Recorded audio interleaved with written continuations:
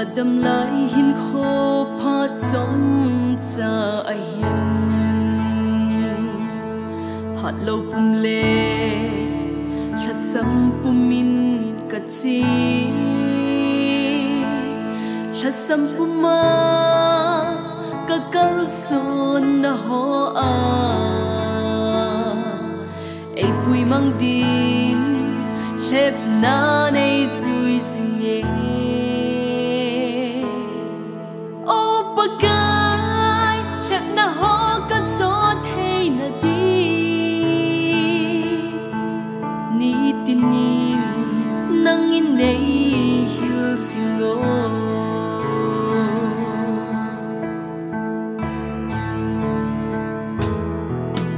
KADAM LAI hinkho phat chomcha hian Hatlou pum le Lhasam pumin kache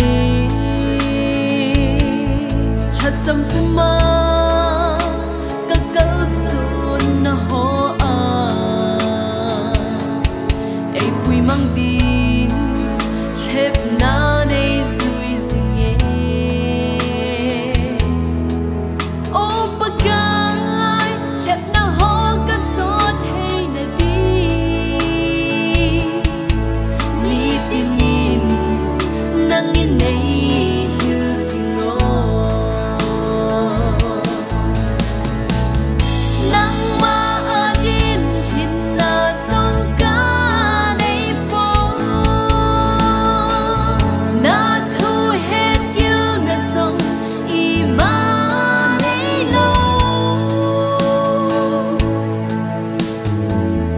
Lhasam ta kalson neihil Pakai nangilam neihilo